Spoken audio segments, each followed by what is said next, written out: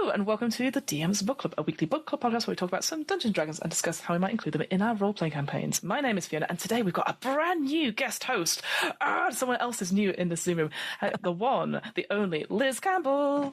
Hello. Hello, Liz Campbell. How are you? I'm very well. I'm very excited to be here. Yeah. Well, you and I have played on Where, at least once before when this comes out. We did Flabbergasted, which was excellent. Yes. Really enjoyed that. And then we've done a couple of realms, like one-off ones for various different actual places and stuff. But now I get you in this room, and we can overanalyze everything about D&D, which I'm super, super excited about. That's my favorite thing to do. So delighted. Me and Liz basically send voice notes which are over-analysing every actual play and anything TTRPG related. So I was desperate to get Liz in to chat about something. I found another person as interested in the intricacies and patient with my many hot takes. Yeah, same. Right back at you. We've also played on Blood on the Clock Tower as well for RP Geeks and also for Realms as well, where you might recognise us from like the Ride or Die dynamic.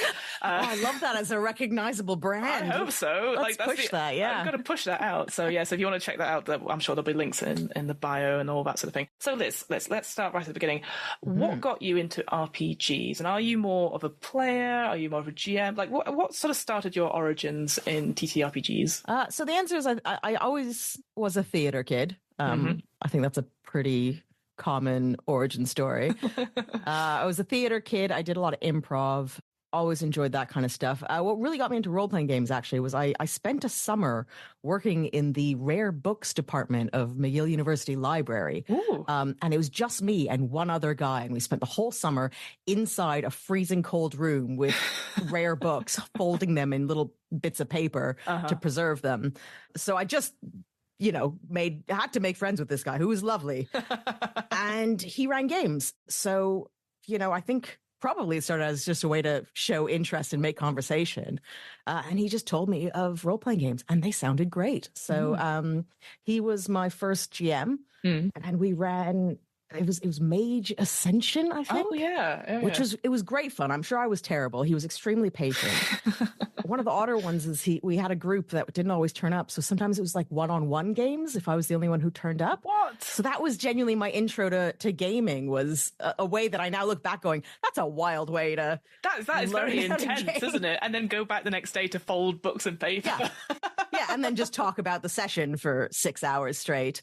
So I think that absolutely encouraged the obsession. The obsession of over-analysing every single bit of it. But I very much appreciate that. So do you have a particular preference of either system or of a genre story? Is there a particular thing that you would go towards as a player then? I like any opportunity to tell new stories. I do like a bit of drama, not going to lie. But I can also get into like a good combat.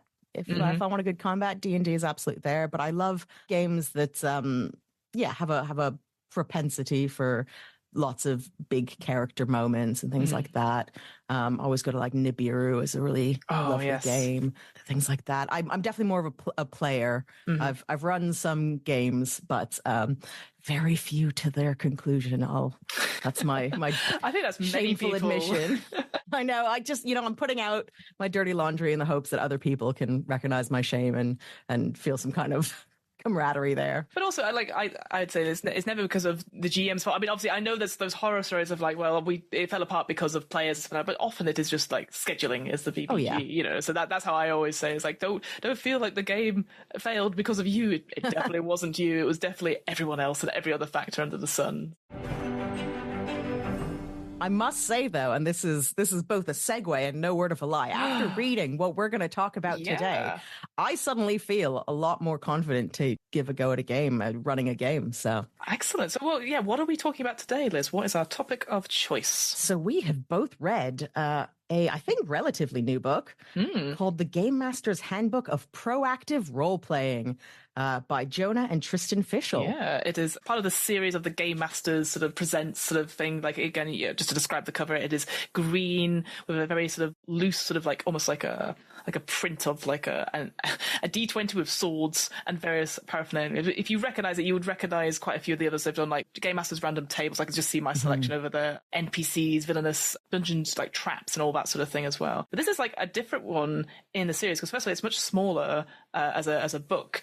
And yeah, it's written by, I believe, two brothers, talking about their philosophy towards running proactive role playing. And yeah, I wasn't sure what to expect when you sort of we both found out we both have this book. Both you and I are very good at buying books and then not reading them. I'm really getting all my dirty laundry out right at the start of this podcast. Thank you. That's how it works. So is that you often have books on your shelf and you go, God, I should read it, and that's why we do this book club. But yeah, what would you say this book is about? I think the thesis statement of this book, it starts with the idea that fantasy narratives that we're used to, specifically fantasy, but a lot of kind of hero's journey narratives, are essentially reactive. So there are stories where the bad guys do something and then the heroes go and deal with that thing. So it really puts, Team Evil in the driver's seat. And when that translates to a game, Team Evil usually run by the games master. It means that the games master is essentially driving the narrative. They're deciding what the big evil plot is. They're deciding what the actions Team Evil are doing.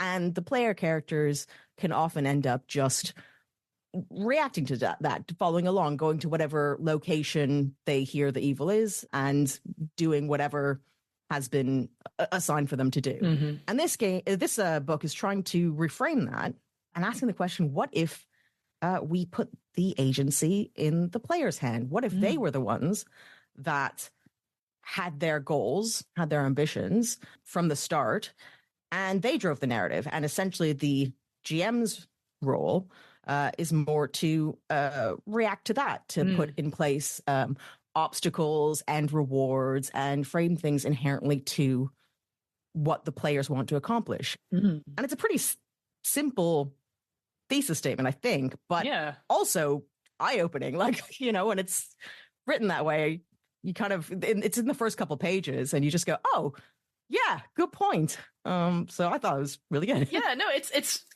fascinating because I agree. I think majority of the games that I've run, especially D&D, I'm definitely a GM that uses the adventures that are provided, the pre-written stuff, very tightly. That's how I usually present it to the players. I go, so this is the setting, this is the system, this is the basic story.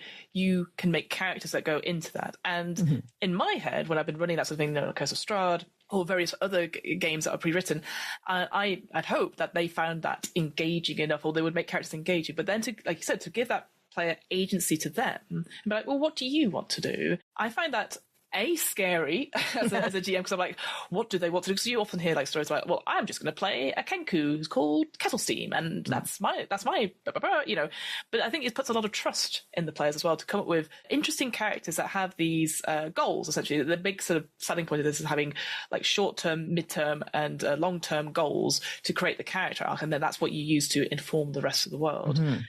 And I guess for me, a lot of role-playing games don't have that at the forefront. It's just like you can create these characters, but not like, what's your motivation? That's often like hidden in the backstory or hidden into like rolling your personality or flaws or bonds.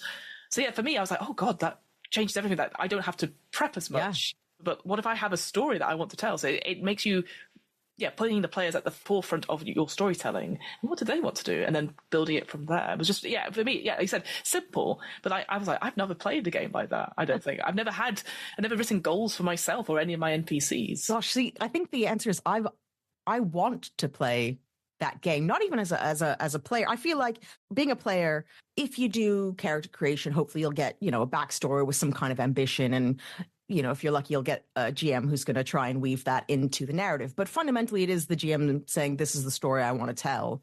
But gosh, I love the idea of just turning up and being like, I don't know, what do you guys want to do?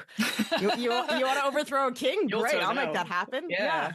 And this is when I say that it gives me comfort to think of being a GM. I think my greatest fear in GMing is, will I have the imagination to think of a great story to tell? And will people like it? I know that's, again, we're getting the insecurities out along with my dirty laundry.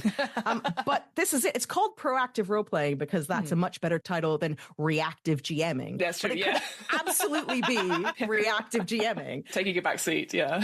Yeah. But I love that. I genuinely would love to turn up and be like, okay, Who are you? What do you want to do? Because for me, one thing I found really interesting, and again, you've mentioned improv. Obviously, we're both improvisers at this sort of thing. Right at the end, does it start to talk about improvising and like what you would do, like as a GM, yes and no but, all that sort of thing. And for me, that's the sort of thing that if I was reading this for the first time and I wasn't an improviser, like for me, I was like, oh, I can understand like certain like tools it suggests. I can get that, but then I'm like, I don't know if I would feel comfortable without knowing that. Oh, here's some tools of improv that can help you, or at least doing some improv. Now I'm like, oh, this makes sense. But if I was a first time GM or have done a couple of sessions under my belt and then it's go, now give it to the players, I'd be like, I don't trust them. And again, it builds on that whole thing, like us versus them. Like you said, Team Evil being the GM, even though they're just trying to run a story and herd cats through the burning barn, So no, I think that is fair. I do think that the way that the book lays it out does give some helpful tools that you can keep in your box for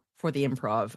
It is, and I'm sure we'll talk about this, but there's clearly inspirations from other non-D&D games in this quite a lot.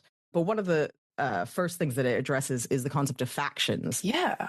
Something that's taken out from Blades in the Dark, which again, lots of ideas from Blades in the Dark in this one. Yeah. But what I like about that one is it focuses on the idea that, okay, your players tell you, this is my short-term goal, medium goal, and long-term goal. And trying to create factions in the world that intersect with those goals, not necessarily always in direct opposition, maybe aligned, but also maybe at kind of slightly cross purposes or adjacent purposes. And it focuses more on creating factions, groups of people that you can then pluck NPCs from quite easily. So if you've got in your mind a couple of solid factions, I think it does make making up locations and NPCs and stuff easier. If you do want to kill the king and you can think, all right, there's a religious group that likes the king because the king gives them religious freedom. Okay, we kind of know where they stand, give them a few quirks. We have a thieves guild who don't like the king because he's cracking down on crime. Give them a couple of quirks there. It means that if you're suddenly at a loss for something, you're like, oh God, I need an NPC. You're like, okay, you're a priest and this is your general vibe. You just align with the kind of faction stuff. And yeah, I think that's a really useful shortcut. Yeah, I feel that the faction stuff is definitely the thing that I found most enlightening, because obviously I'm like, oh yeah, characters can have goals. So their first chapter is obviously talking about like what to expect from goals, that they have to be, smart goals, essentially, specific, achievable, measurable, reachable, all that, time bound, fun. One of them is fun. Yeah, I did like that one. It's like it has to be fun. It can't be boring, and they should have multiple goals, as they said, and yeah, they must be achievable. And if they fail, there has to be consequences for it. What is great about this book as well, it gives you good examples as well, and also gives examples not just from their own games. There's always references to like the Wheel of Time or Lord of the Rings, and they're like, this is how it fits into these archetypes, so people will have a reference for that. But yeah, I always find like factions in my games, I tend not to think about them because, again, like I said, I run published adventures and I'm like, okay, well, there's clearly, if I take Curse of Strahd, for example, it's like, okay, there's the vampires and they lord over everything, so that's the government S-type style, and then you've got church stuff, you've got labor, and it's actually what it sort of sets out to do is like think of these 4 different kinds of like factions and what's their ideal, what's their aim, how powerful they are. Yeah, then trying to, as you said, to finding that overlap where they may be sympathetic to a player's goal or in opposition. And then I will say one thing I love about this book, they have some really good tables for like, here's a player who wants to, I don't know, steal an artifact, and you're like going, oh God, and then you're like, well, the particular factions, they want to keep the artifact or they're vying for it. So it gives a good example of like how to, as you were saying, like, how do you match or align factions so that there's that conflict which creates the story going forward? I think it did a really good description of like the different kinds of factions. I talked about the most underutilized one of being like religion, because that's something I rarely think about in my games, but actually obviously in fantasy settings and certainly in D&D, there's such a big part of it. And actually I think he did a really good description about like, okay, yeah, it could be, cults. Obviously cults are always there, but also having like deities and that, what if your character is like a cleric or a paladin, and then does it align with other people of the same church? So I just thought it was just really interesting to talk about factions so early on. But then I feel like the factions element of it, that it's, again, we will come to the example right at the end, but that's like use the faction stuff first, like build the building blocks, then come to your players and go, what do you want to make, rather than what it sounded like at the beginning, which was like make the character goals, then build the world. See, I'm into that one. Yeah, I was going to say, you like that one, don't you? Yeah. That frightens me so much. The thing about creating your own game, especially in a fantasy world of magic, is your options are limitless. And one of the most tragic things as a GM is you think, oh, I've made a very cool guild of artisans and it's going to be so interesting, and then your players are just like, I am not interested in this at all, and you're like, but I made it for you. I made my novel, please read. Yeah, exactly. But this is it. But even like, you can think of a cool thing, like if you start with player goals, and I agree with you that this book doesn't necessarily espouse what I am saying as the way to do it. I think it permits it. Yes. But if you start with player goals, then everything you create is of relevance to them. They might not be interested, or they might not be immediately, but the point is they're actors in the world in a way that does intersect with what your players are doing. You're very much putting down cogs that when your players start cranking the machine, all the cogs are turning in their own special way. They all intersect. They are all relevant. You don't just have like, but I wanted there to be pirates, and nobody wants to talk to my pirates. So I quite like that.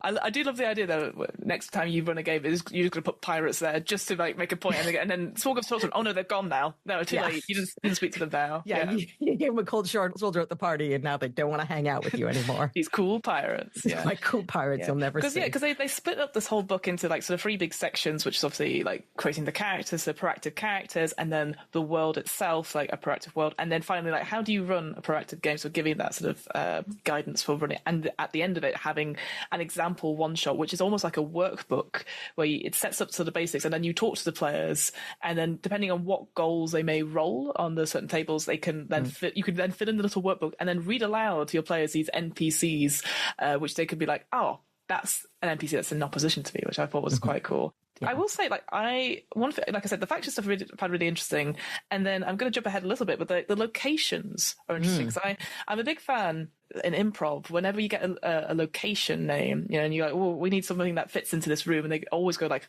office, and you're like, that's boring. It's always about the people, like these ordinary people in possibly extraordinary locations. So the idea that, you could be in Pine Bank, this little village, etc., but they're having an argument about who owes debt to someone or something like that.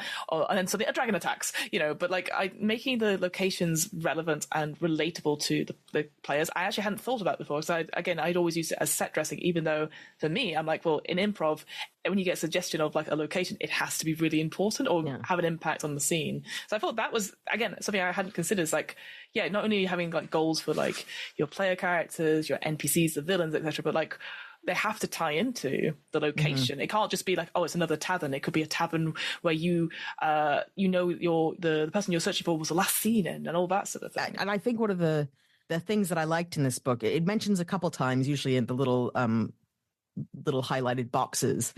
It talks about backward design. Yeah. Which I thought, again, I'm sure many people do this, but it's nice to have it articulated in the book, which is start with the goals. Or you can start with the goals or the NPC. So if your player says, I want to go and take over a noble's mansion or whatever, then you're like, great, noble's mansion. But simultaneously, if they say, I want to avenge my father's death or something, you can think, all right, well, who's that going to be? And where would it be fun for that climactic battle to happen? And then work backwards from what you think might be a cool climactic battle. And you're like, great, that's now a location that would, be nice to have. Then patrons had talked about this idea of having like someone that is basically a higher NPC with status, but also can give you access to stuff. But starting out with a personality and then moving away, because they wanted to give you an example of just mixing it up so that it's not all this sort of formulaic, they must have a goal, etc. Because often, I don't know about yourself, but like any games I've played, like patrons, you're always this mysterious person who like give you money, but they want you to further their agenda, which is not aligned with what you're doing. So I just thought that was, again, interesting that often I always start with, I want to have a villain who's like charismatic and clearly evil. And they're like, well, they're not evil, they're just villainous, and how is that different and stuff like that. And so having like villainous patrons and like having that personality first. But it was interesting, like you said, that backwards design about like going, where can we go from here using these tips that the players have given us and then create a very tailored world for them to explore in. For sure. And with patrons, if your characters state their goal and you think, well, what resources might help them? And then taking that point to be like, okay, who might hold such resource and how might I use that to screw with my players, basically. Pretty much. Yeah, they had a very good example of like a Blade in the Dark game where they accidentally released like some sort of demon, and it was called Mr. Crawhall, I think they were called. And this idea of like, oh, we'll just help, could you just do one of the things, I'll help you. And even if they weren't doing anything directly to fulfill this character, but it just happened to like move along their agenda, they would send them gifts, favors, all that sort of thing, until right at the end where they like completed their thing of like resurrecting an awful army and stuff, and they're like, no, we should not have taken those gifts. And I quite like that, because I hadn't again kind of considered that. Yes, they're always a very friendly patron who's clearly villainous, but they're like, well, they've given us a cool sword, I guess that's us now. So yeah, and that's it. And it's this idea that each other cog has their own goals that they're going to be doing in the meantime. So maybe your demon patron is simultaneously raising an army, and it's up to you whether you want to go investigate that. And if you don't, they're going to slowly be raising an army in the background, and then you get to deal with the consequences of that. Love it. Rewards as well, this idea of treasure, having it almost two-pronged, having it like a form and a function, that because not all treasure is like a sword, and I like this sort of theory that they came up with, this idea of like you gain treasure for a function, like you complete your goal, you've got the artifact, great, but also treasure could be in the form of information and then giving them a +1, so something that it adds, you complete the current mission, your short-term goal, but you've now got a bit of information to set up your next goal, which I quite like this idea, this sort of almost like the cycle of stuff. So again, that goes back to that information that you need to find the information about who killed your parent, etc. And you're like, oh, it's this leader of the Watchtower Guild or whatever, and they were last seen at the election or something like that. So you're like, oh, well, my next goal is to go find them and go to this place. So I just thought that was such a neat little thing. There's that idea of just a +1. There's a little bit more information or a little bit of something extra. Yeah, I love that bit, the +1 kind of actionable story point. So great, you've got a magic sword, well done. And also the magic sword is cursed and you know who cursed it, so I guess you can go do something about that if you want. It's a reward and plot progression, or an opportunity for plot progression, and I think that's really, really cool. And I love framing it as a +1. That's what it's really cute. I thought that was really cute. Like, here's the extra thing, and you're like, but is it a +1 sword? And you're like, no, it's not. But then they talked about like this idea of like a utility reward as well. So obviously, the +1 sort of gets you on there. But then it could be like, where you need to go next, but actually the reward is a ship or a wagon, and that's the actual transport to get you there, which I thought was good. So that idea, like, you can't always keep it, but it is a reward in itself. Like, oh, we now can access the next part of the world or the next part of the story. Which again, it's just a different way of thinking of it, rather than just going, 'cause sometimes you roll these things, you're like, oh, it's an art portrait, it's worth 300 gold. He's like, but it's of a portrait of a missing heiress. Ooh, and it can speak to you, So I was like, oh. It's got an address on the back and says, plot this way, with a big arrow. Yeah, exactly. One of the things I also enjoyed, just to pull it out there, is I enjoyed there was a little section on how to encourage non-combat conflict, which I always like. It's not, unique in game books, but I always like that as an option, especially if you're doing something that is so player driven. There is something where you want to, let's say, even if they choose combat, it's nice to give them the option of not combat, because sometimes people don't just want to stab everyone through the face to achieve their goals. And it had some useful ideas, like reduce access to violence, put them in a place where they can't really fight, or there'd be consequences too great if they were caught fighting, or where an opponent's death is inconsequential. So like, cool, you can kill this guy, but that's not going to solve your problem. Yeah. And had nice little examples about that. And I just really appreciated that they took a couple pages to talk about that. And again, they were still focused on conflict, because it's still conflict to have to negotiate your way out of something, or blackmail your way out of something, or stealth your way out of something. But it just gives you a couple more nails to use your hammer with. But that's the thing, I think sometimes it's like, I know you've played in like high level D&D, and I've run a little bit of high level D&D, but it's always interesting because I feel like for both of us, like, I don't mind combat and stuff like that, but when it gets to a point when you get into high level, certainly with Dungeons and Dragons, it is combat, it is a combat system, we know this, but it's like, having that sort of like ability to, like you said, like almost do the pacifist run, or just like, we don't need to, like, because violence should be the last resort. There's this escalation that we can't back down from. You can't just like you said, stab someone in the face and go, oh, sorry, I didn't mean it. It's like, well, you've kind of done it now, you know. Like shifting the ownership of the goal, the thing that is in opposition to you, to like a friendly faction. So like, because then if you do that, you're the bad guys.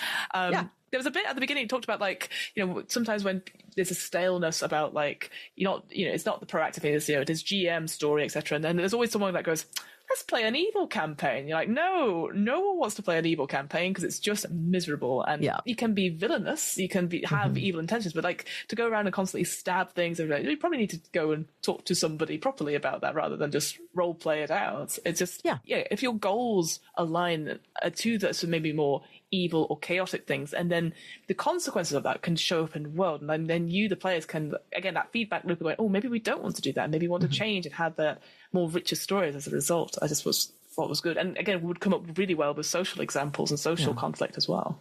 And if it is about giving your players agency, then they should have the agency to decide whether they're going to fight or not. Yes. And sometimes that's where things are heading. I'm not saying never, but it is nice to have those options. And as you say, also things like, D&D is very combat focused, especially at higher levels. You end up being so strong that you think, well, you could just murder the whole tavern, but that's probably not fun for anyone. There's a good little throwaway comment in the book about when your characters get too powerful, you got to give them something they can't punch their way out of. And I think that's it. Like it's great if you've got stats through the roof for combat. That's great for certain scenarios, but other times if you're just like, cool, your mother-in-law's in town and you don't want to embarrass her in front of the town. You have to choose the restaurant and then just get through an evening of just talking to her. Exactly. It's the Superman problem, isn't it? Like the best Superman plot lines are the ones where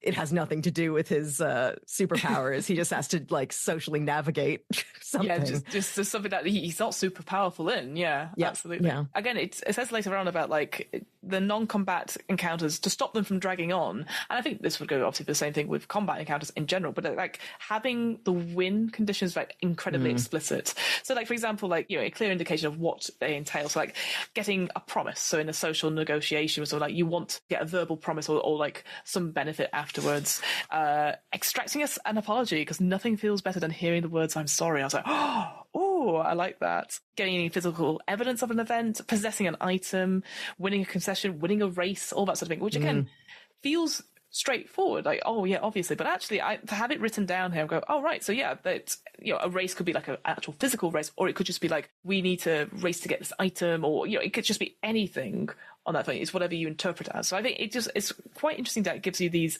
clues to be like, here's to make your life simple as a GM, to give those win conditions not only just for your players but also for yourself, because the amount of times that I've definitely come back to, like, as a player, to something I've gone, why are we talking to this guy again? What's going on?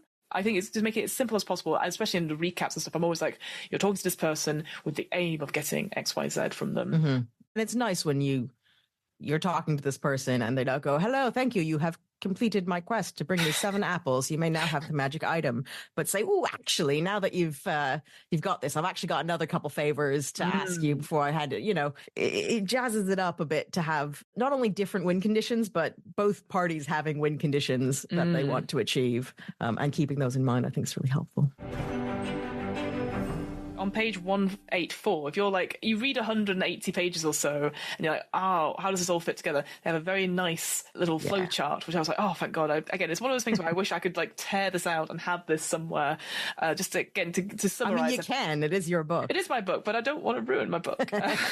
It felt like just the overall writing of it, and again the examples were very good. And as you said, they were using examples not only from D&D, but like Blades of the Dark clearly is a system that they've been playing quite a lot. This idea of clocks to indicate progress. Yes, they really like the clocks, don't they? It's a good visualization. It's one of those things where I can't remember from when I've read Blades in the Dark, but I can't remember if it's a clock just for you or you just share the clock. So every so often when you talk and go, oh, and you just shade in a clock so everyone can see it, they're like, no, stop. And I'm like, oh, it's done. I think it can be either. Yeah, I to be fair, I have played Blades in the Dark. I'm not sure we played it correctly.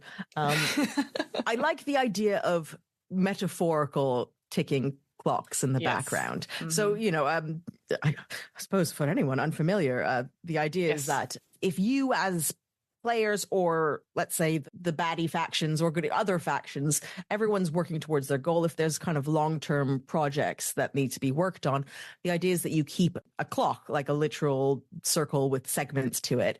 And every time that party accomplishes something, or a sufficient amount of time may have passed, let's say, a clock chunk is shaded in, and that gives you a sense of progression towards accomplishment of a goal. And it could just be a way of, you as the GM tracking how long it's taking for the zombie king to raise an army in the background because your players are off doing something else. That's fine. I like that. I don't know if I need a physical clock drawing for it. I think it's useful to conceptualize the idea of progressing towards a goal. But no, I agree with you, because I've not used clocks myself, and I know there's other games. Shivers, one for example, they have like a similar 4 minutes to midnight type scenario where like any bad roll or something like that, it adds a minute to the clock, the doom clocks they call it, and then in one of their settings they have the doom calendar, which is like terrifying. I think it's good for the players, because then they'll be like, if they do see that, they go, okay, we filled in 3 segments, so the ritual is almost complete, but so they can see how much time they've got. But for me as a GM, I'm definitely more like willing to improvise. If they do something drastic, I'm like, it's happening now. I'm not particularly beholden to clocks, but I do think it's a really good idea. And I will say at the back, because they do this sort of one shot have a go adventure, they have a great cheat sheet on page 232 with clocks, for an example, for each of the individual NPC of like who's important, and then if they fill up the clock, then obviously their goal is achieved and then something happens as a result. So it's nice to see that, like how they would put it as a cheat sheet for you to look at. So I was like, I've got it, all these bits of paper would have so much over them, but actually the way they sort of describe it in this particular one-shot adventure, where they sort of like get the character goals and then like, okay, here are the NPCs, and because they pick this and this informs the first goal, the second goal, etc. And then you just then put all this information into a sheet. So I think there's a lot more work up front in that session 0, perhaps. And also having that bit of more transparency and openness with the GM saying, look, so this is the main state of play. Here's all the story beats per se.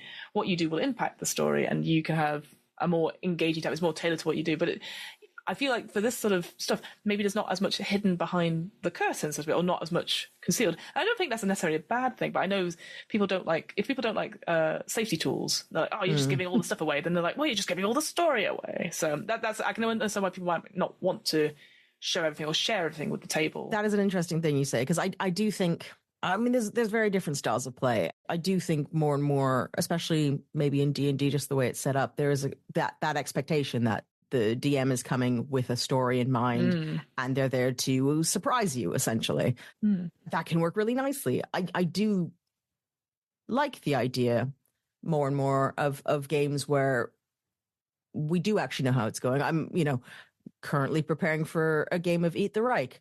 Everyone knows exactly what's happening in that. You're a bunch of, you start off as a vampire being airdropped into Nazi-occupied France, and the game will end, I assume, when we drink all of Hitler's blood as vampires. Yeah, done. But this is it. You know the start, you know the end, you know the characters, but it's the journey. That's the joy. It's the journey. But this, and I think there's nothing wrong with that. I mean, look, maybe your table hates that, and that's fine. Don't do that then. But it's cool to be able to say, oh, you know what? I've always wanted to play a game where, I do get to become head of the pirate fleet. I'm now really into pirates. I've made this a thing. You've done this is your thing now, yeah. And if you can find a table that's like, let's tell that story. That sounds great. Sounds really fun. And like, the obstacles that are thrown in your way may well be surprising, but it's okay to know where you're going. I do think that, I mean, this is a tangent, but I find as a player and as a storyteller, but like sometimes you do want your players to tell you what they're aiming for. They might not necessarily accomplish that, but a lot of people, I think, have the tendency to hold back and go, "Oh, if this happens, it'll be really cool and surprising." Oh, it'll be cool, and they don't tell you. They don't tell you, and then it doesn't happen but you're like, if you just kind of said, hey, I think it'd be cool if this happened. If everyone at the table is like, yeah, that would be super cool. Just do it and let it be cool. It doesn't need to suddenly be surprising for it to be good. That's fascinating, actually. I hadn't considered that. Yeah, because often in your head, you'll create your character, go, oh, and they've got this and they've got this, but it'll only come up in the story. And then, of course, you're like, it doesn't happen, and therefore you feel unsatisfied, even though you haven't said to people, hey, this would be really cool. And like, of course you can have like secrets as long as, you know, there's lines and veils and all that sort of thing. But it's so true. That's why I always ask at tables, is there anything that, what would bring them joy in a scene? And if it's just like, it could be something as general as like, oh, I really love, I'm always like, I love the mechanics being used, because obviously that's always my thing. But like, if someone goes, I really would love my character to die a glorious death.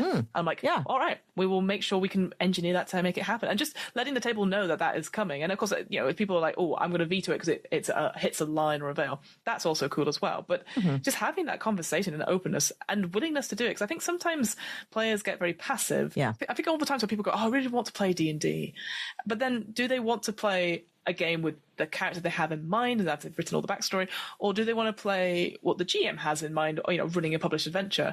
Because often it is the latter rather than the former. But I can imagine it go, oh, I'd really love to play D&D. Great, get everyone around, and then starting that thing, and people go, oh, I get to choose what we do. It's like, yeah. What do you want to play D&D? What do you want to do? And then we can make it happen. It goes back to that whole trust thing and putting the agency, and also encouraging people to be collaborative and creative together, and then create a very unique story that can't be written about in any books, because, you know, you have to be there, sort of thing. And it's the thing where, because it's always the GM, well, traditionally the GM choosing the game you're going to play. Like, this is why I think that this book is exciting. Not that it's necessarily groundbreaking every way, but just reframing it is the GM gets to think, ooh, what's the story I want to play?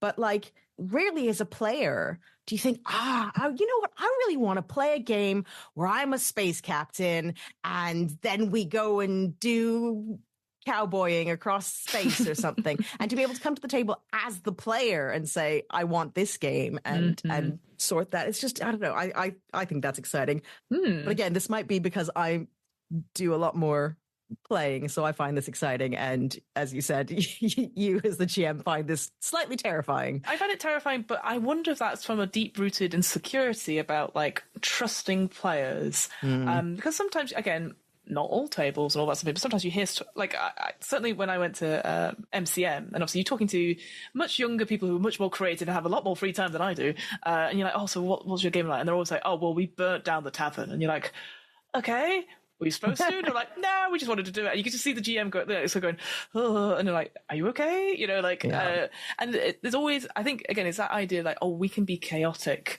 because we can, and the GM has to say yes. And then maybe that's that sort of whiplash of the GM going, no, you can't do these things because I am control of the story.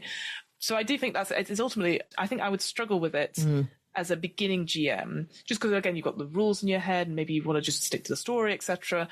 But it's about trusting your players to be like making goals that are achievable. But if there's a goal that comes up, you're like, oh, that's a bit too vague, and then helping them workshop it a little bit more, and not being precious necessarily, but it's about creating a story. I think, again, if I was first starting out, I think I might struggle with it just in general, just because I might not be confident doing it.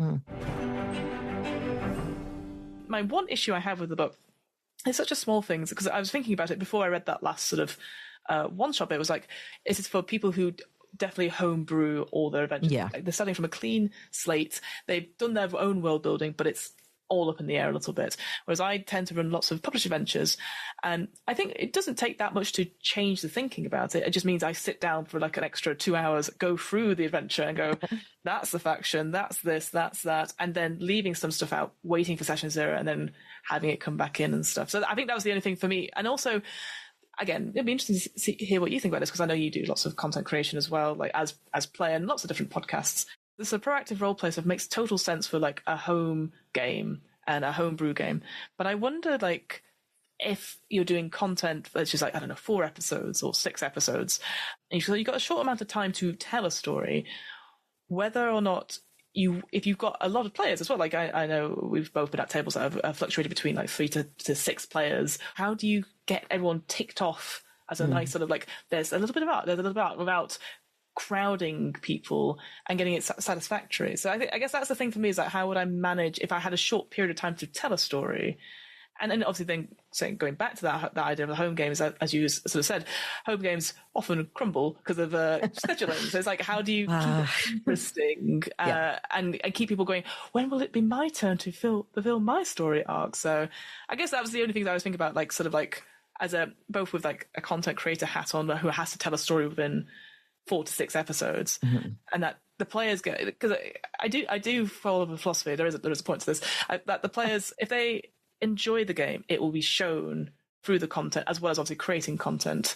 So if you're enjoying it and performing it, it comes through as organic and stuff. And sometimes it's very rare to see that, I think. And that's the only thing I thought about, is that it takes a little bit of extra time, and maybe you need to really hone in of like, as a GM, you can't have too much role play. Sometimes you'll have to go, and now we move on to the next scene, like just to move people along and, I don't know, achieve the goal, if you see what I mean. I think you're right that this is more difficult with modules. The book does address how to adapt them. Yes. But the thing is, if I've signed up to play Curse of Strahd, it's because I want to know what the story of Curse of Strahd is. I mean, I suppose you can just say, okay, you're now in what's the world that Strahd's in? Where does he live? Ravenloft. Okay, so you could just say, okay, guys, you're in a place called Ravenloft. What do you want to do? And take it from there. And you know, That's and the world is built out enough in that module to that you could do that. You could just be trying to become the best barber in Ravenloft, and there happens to be a vampire knocking about. Amazing, yes. I would play that game, yeah. Yeah, but you know, you can, but like really, you're there to do Curse of Strahd. So yeah, I do think it suits a lot better homebrew or stuff that's created kind of a bit more from whole cloth. I think the difference with like both content creation for limited episodes, let's say, and home games, I think a lot of it's the scope of the goals. If you say, cool, we have 4 sessions to tell a story, then I think it's just got to be a 4-session story. So you might not say, I'm going to overthrow the king and become ruler in his place from my humble beginnings as a stable hand.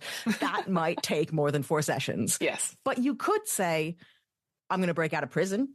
Or you can say, I'm going to get to the top of this mighty tower, or whatever it might be. Yeah, shifting the scope, narrowing it down, knowing that you are bound by the time, and it's not like, oh, we're critical role length of having 4-hour sessions that go on for 300 episodes. Yeah, like having that sort of constraint is probably that is much more helpful. Having the short, medium, and long-term goals, like those can again be scaled down, I think, but that might be something where like essentially you're talking about the act beats, you know? So you're like, my short-term goal is to steal the key from the prison guard.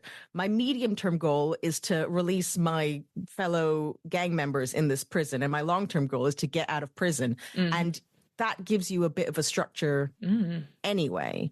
And I will say, when you talk about how do you fit in everyone else's stories, similarly, like I think a lot of this depends on having a really good session 0 where people have complementary goals. Because if I'm trying to break out of prison and you're trying to become a lich in the next cell, it's gonna be a whole thing. Like I don't think that's gonna pair up. But if we're all trying to break out of prison, we might be trying to break out of prison in different ways. You might be trying to break out just so you can get revenge on that terrible guard or whatever it might be. You know, you can have these kind of complementary goals but not identical goals, and tell a good story in that way. But I think sometimes it is just it's just deciding the story you want to tell before you tell it, and you might not even succeed, but you know where you're going, and if you keep the scope in mind, I think you can tell tight stories if people just stay on message. Is fine.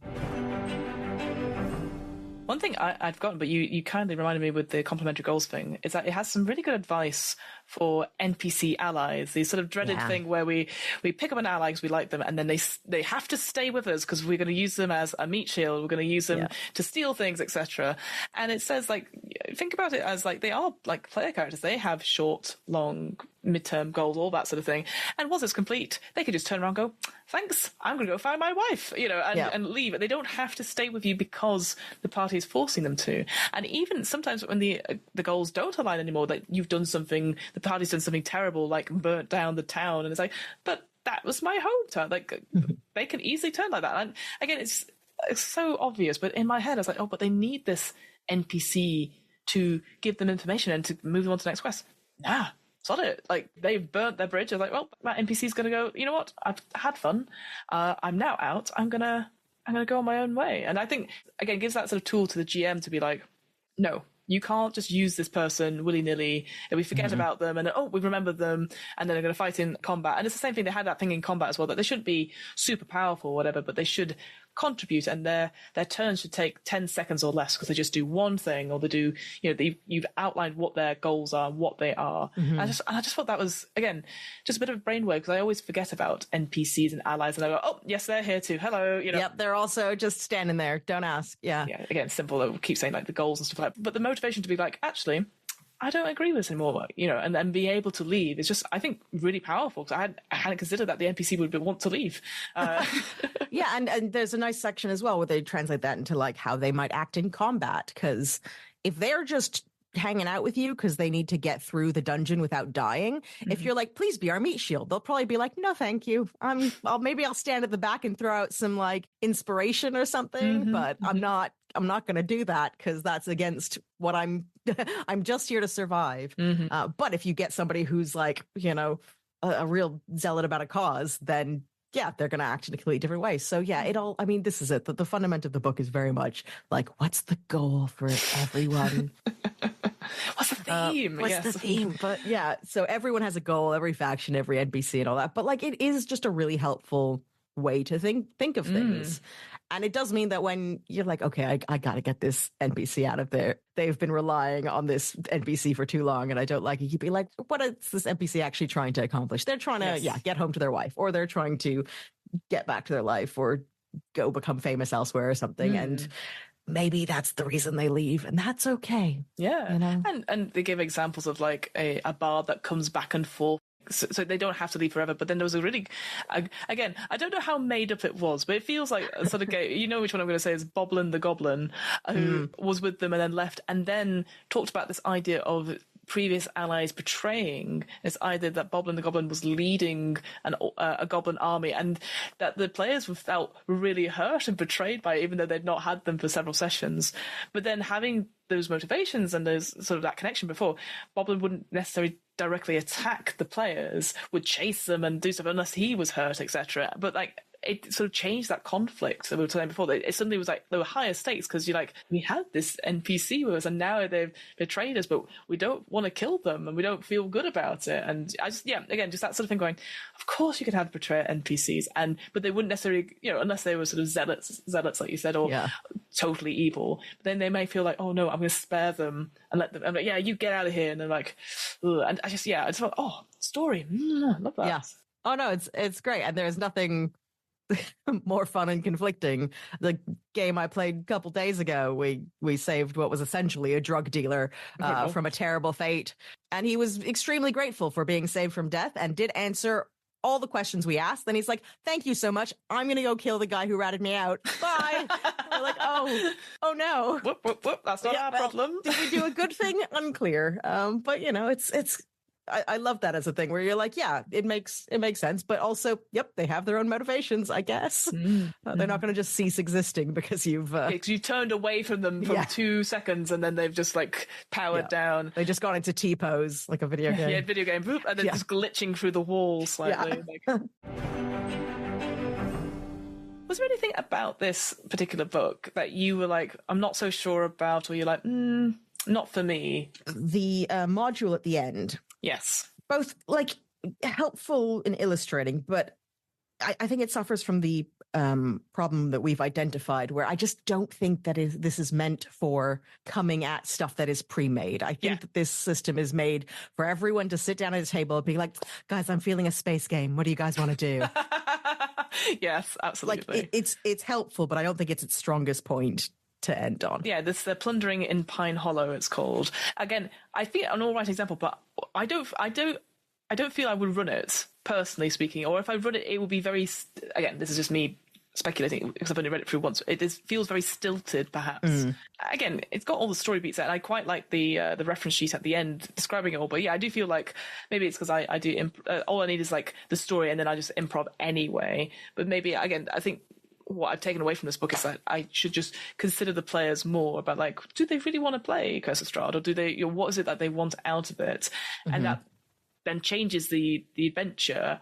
But I don't know for me if I would then generate whole worlds or storylines particularly for them, even though I think it'll be interesting to try that just completely. Like, just go, I'm just going to improvise the whole session. It might take bloody ages, but at least it'll be completely tailored to you, and it might be a bit stilted and stuff. Whereas I always try and pull from things I've read about. My other sort of maybe criticism is that if your players are really brand new to role-playing games, I know people struggle with is obviously role-playing in general, but then doing it in the third person, but they might be very quiet. So if you're constantly asking them questions to come up with stuff and homework, essentially, of like goals, I mean, you and I, we'll do it, no problem. Yeah. I always compare it to like a bad board game. You spend half an hour doing the board game or reading through the rules and being awkward about it, and then by the end of it, 3 hours later, you're like, great, we never have to play this board game again. It was an experience. I get it now. But then if you do a role-playing game, ideally I think you need like at least 2 to 3 sessions to get a really good grasp of it and stuff like that. And some people just don't have the energy or the time, resources to play it. They want to have it sort of done. So I don't know if like giving them homework beforehand, especially if they're not played the system, it depends on the person, obviously. If they're super keen, great. But if they're like, I don't know about this role-playing stuff, it's the homework. It's also the I think, you and I have spoken about this before, but one of the, I think, barriers to completely new role players is the idea that they can do literally anything. Yes. They need parameters to guide. Yes. Like sometimes you need to be like, this is the plot. And they'll be like, great, let's go do that. Hopefully. Or they'll just be, murder hobos, in which case, okay. Good luck to you. But yeah, and I think that just being like, okay, guys, we're going to play a thing called a role-playing game. So what do you want to do is probably not going to go great. So yeah, I do think this is definitely far more for people who at least have a concept of what these games are. Yes. And this is it though, I think this is really meant for people who have played games a lot, who are getting maybe a bit tired of the usual formula of, okay, who are we today? Who's the Lich King? Great. I guess we'll go and kill him now. And just giving the players a bit of agency to live their story dreams. I do also wonder, like, again, I know this particular book references obviously D&D a lot. It talks a little bit about Blades in the Dark, etc. I wonder, like, what other systems this idea of proactive role playing could apply to, because I know you and I have played lots of different systems like Brindlewood Bay, like Between and stuff like, which are more role play heavy, but they're rules light. And I wonder, again, maybe they are more likely to put characters or also players at the center of stuff, but it's a kind of different type of story. You know what I mean? So I wonder, like, because this obviously makes sense, but like stuff like Brindlewood Bay, let's say, for example, you are old ladies solving murders. It is Murder, She Wrote, essentially, with some Eldritch stuff. And that is a particularly set system. There's a certain structure to it of how you solve the mystery and stuff. You don't necessarily, I would say, need short-term, medium-term, long-term goals for your individual characters, because it's kind of in-baked that the story is, you know what I mean, the mystery sort of thing. But you can do. I don't think there's a problem with that, but it just would take away from the mystery of the game per se. So I wonder if this, like, maybe this only works for like certain games which have those free sort of things of like, combat, exploration, and social stuff. I think it could work. I think it just means that when you are thinking about your forget the term I use, but the overlapping goals that you would hope to have with your party at creation. Really, the overlap, let's say in Brindlewood Bay, would be solve the mystery. Like, we're all solving the mystery, but we might be solving the mystery for different reasons. Yes. I might be trying to solve the mystery because to get on the cover of the newspaper because I really want fame, and my party member might be trying to solve it because this was their husband went missing and they want to know what happened, and that just gives a little bit of extra that I think could help shape the story. But yeah, fundamentally, you're not going to turn up to Brindlewood Bay being like, I wish to be the pirate captain.